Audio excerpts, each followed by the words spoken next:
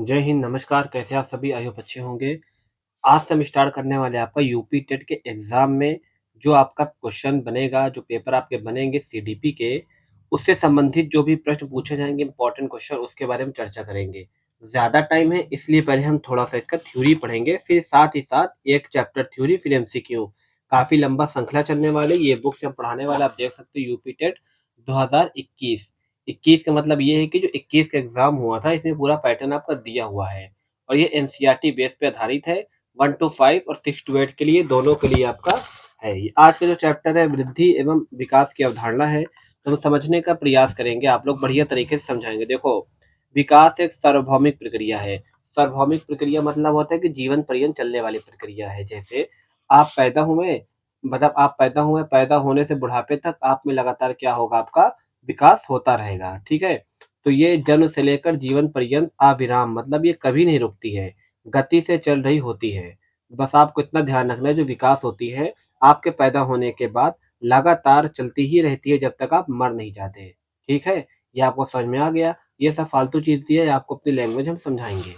फिर आता है वृद्धि। वृद्धि क्या होती है? एक समय के बाद रुक जाती है। जैसे आपकी लंबाई की जो वृद्धि होती है, तो क्या होती है? जीवन पर्यंत नहीं चलती, बल्कि ये एक टाइम पे आपकी रुक जाती है। अभी अपने ऊपर ही देख लो, एक समय पर आपकी वृद्धि बहुत तेज़ी से हुई, फिर आपकी वृद्धि रुक गई। जैसे बोला है, वृद्धि को आम तौर पर मानव शरीर के विभिन्न अंगों के विकास, मतलब जैसे हाथ, पैर, कान, कान, हाँ, कान तो होगा, अंगों के कार्य करने की क्षमता विकास को माना जाता है।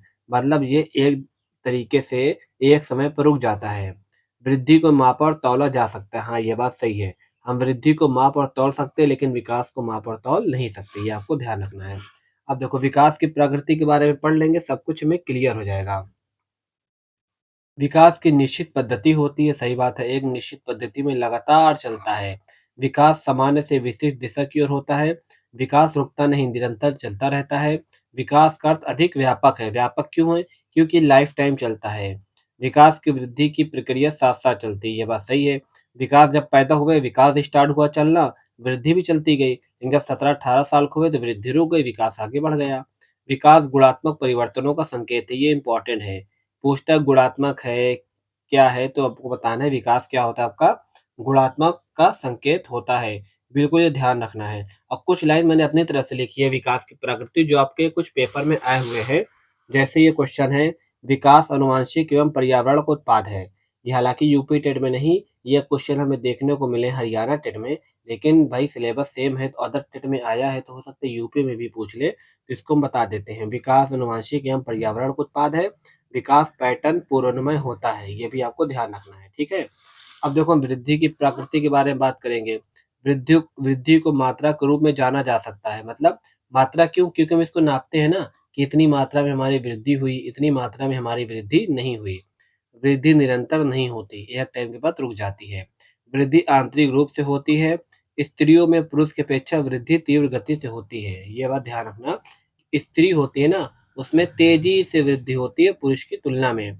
शरीर और शारीरिक और मानसिक वृद्धि का आपस में गहरा संबंध होता है। मतलब आपका शारीरिक विकास भी हो रहा है, मानसिक विकास भी हो रहा है, ठीक है? आगे देखते हैं आपका हम, ये आपको दिया हुआ है परिवर्तन, कहाँ-कहाँ परिवर्तन होता है, आप लोग इसको देख लेना, ठीक है? जैसे मात्रात्मक में आपका आकार, संख्या, प्रकार, स्थिति, भार इत्यादि का होता है। और गुणात्मक में शारीरिक, मानसिक, सामाजिक, संवेगात्मक परिवर्तन परिवर्तन। ये इतने इम्पोर्टेंट नहीं है, इम्पोर्टेंट है ये। इसका जब हम अंतर समझ लेंगे ना, तो वृद्धि और विकास के बारे में अच्छे से समझ में आ जाएगा। और वृद्धि और विकास आपके यूपी टेट में एक क्वेश्चन ज़रूर आता है। वृद्धि शब्द का प्रयोग केवल परिणात्मक परिवर्तन से होता है। उदाहरण के लिए बालक की आयु बढ़ने के साथ-साथ लंबाई, ऊंचाई व भार इत्यादि में होने वाले परिवर्तन। विकास शब्द का प्रयोग परिणात्मक व गुणात्मक दोनों होता है। ध्यान रखना, पूछ सकता है ऑप्शन देख के कि वृद्धि क्या है?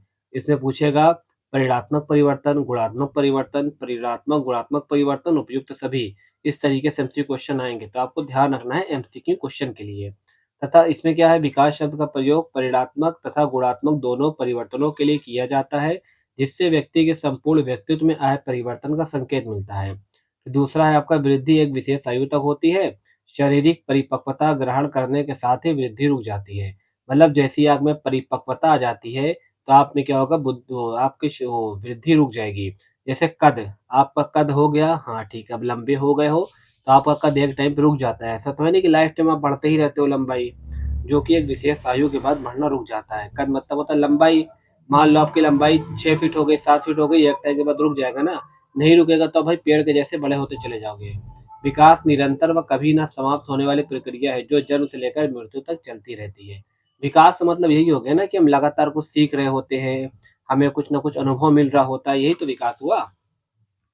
हम क्या कर रहे हैं अपनी लाइफ में डेवलप कर रहे हैं, नौकरी के लिए आगे बढ़ रहे हैं, धीरे-धीरे पढ़ाई कर रहे हैं, वो हमारे दिमाग में आ रहा है, ये सब विकास ही तो है। वृद्धि शब्द का प्रयोग संकुचित अर्थ में किया जाता है, संकुचित मतलब छोटे अर्थ में। सभी प्रकार के परिवर्तनों में से केवल परिणात्मक परिवर्तन को ही व्यक्त करता है। ये क्या है, विकास शब्द का वृद्धि से कहीं अधिक वृद्धि से कहीं अधिक विस्तृत अर्थ में प्रयोग होता है। वृद्धि भी इसका भाग है, क्योंकि विकास का प्रयोग हम सभी प्रकार के परिवर्तनों को प्रकट करने के लिए करते हैं। विकास शब्द व्यक्ति के व्यक्तित्व के संपूर्ण परिवर्तनों को संयुक्त रूप से प्रदर्शित करता है। ध्यान देना आप लोग। अब देखो, वृद्धि शब्द शरीर के किसी एक पक्ष में होने वाले परिवर्तन को प्रकट करता है। मतलब हमारे शरीर का कोई एक पक्ष है, कोई एक पार्ट है, उसको परिवर्तन करता है। ये क्या करता है आपका, विकास के प्रारूप निश्चित होते हैं और वृद्धि के प्रारूप में व्यक्तिगत भिन्नता होती है। देखो, वृद्धि में क्या होता है, भिन्नता होता है, इसमें क्या होता है, निश्चित होता है। वृद्धि संरचनात्मक परिवर्तन से संबंधित है, विकास प्रक्रियात्मक परिवर्तन से संबंधित है, ये भी ध्यान रखना। यह संरचनात्मक है, यह प्रक्रियात्मक है, ये भी इम्पोर्टेंट क्वेश्चन है। ठीक है ना? अब देखो, अंतर हमने बता दिया आपको बेहतरीन तरीके से। और वृद्धि और विकास को प्रभावित करने वाले कारक। अब देखो, पोषण, पोषण ज़रूरी कारक होता है। क्यों? अगर आपका अच्छा से खान-पान होगा तो आपके शरीर पे लगेगा, आपका स्वास्थ्य अच्छा होगा, मानसिक स्वास्थ्य अच्छा होगा, बुद्धि भी आपके विकास में काफ़ी सहायक करती है वृद्धि विकास में। घर का वातावरण अच्छा है, पॉज़िटिव वातावरण है, तो आप अच्छे होंगे। नेगेटिव है, बहुत ज़्यादा चिड़चिड़ापन है, ची-चाचे, हमेशा दुःख है, तो उसका भी आप पर असर पड़ता है। आनुवंशिकता मतलब हमारे माता-पिता के अंदर का जो जीन होता है, गुण होता है ना, उसका भी फ़र्क होता है। लिंग भेद का भी असर होता है, ठीक है? आस-पड़ोस का वातावरण, सांस्कृतिक वातावरण, सबका ये प्रभाव पड़ता है। अब देखो, मानव विकास की कुछ अवस्थाएँ हैं, हम सिर्फ़ अवस्थाएँ के बारे में चर्चा करेंगे, इसके अंदर नहीं, क्योंकि हमको वही पढ़ना है जो पेपर में आने वाला है। एक होता है आपका शैशवावस्था, एक होता है पूर्व बालकाल अवस्था, एक होता है उत्तर बालकाल अवस्था, एक होता है किशोर अवस्था। अब इसी को ना कई लोगों ने अलग-अलग कहा है कि ये 1 से 3 होता है, किसी ने कहा 3 से 6 वर्ष होता है, किसी ने कहा 6 से 12, किसी ने कहा 12 से 18। ये रॉस के अनुसार है, तो सबके अनुसार ऐसा दिया हुआ है। अगर आप सबका पढ़ोगे तो कन्फ्यूज़ हो जाओगे। बस हम इतना पढ़ लेते हैं कि शैशवावस्था होता है, बाल्यावस्था, किशोरावस्था, प्रौढ़ावस्था, इतना देखना है, ठीक है ना? ये आपका दिया हुआ है इधर पे, तो हम इसको क्या करेंगे, ज़्यादा इसे फ़ोकस नहीं करेंगे, क्योंकि इतना मतलब ये पेपर में अभी तक कहीं भी हमको देखने को नहीं मिला है, क्योंकि कई सारे टेट तो मैंने खुद क्वालीफ़ाई कर रखा है, तो मुझे ये सब क्वेश्चन कहीं देखने को नहीं मिला है। तो वहाँ चलेंगे जहाँ पे क्वेश्चन हमें देखने को मिलेंगे, ठीक है ना?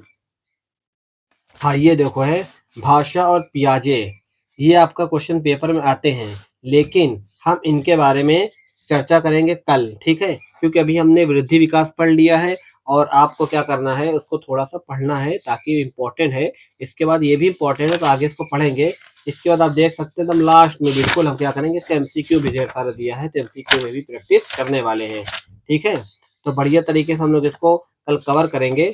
तो तब तक के लिए यार हमारे चैनल को लाइक और सब्सक्राइब करना ना भूलें। तब तक के लिए जय हिंद, धन्यवाद।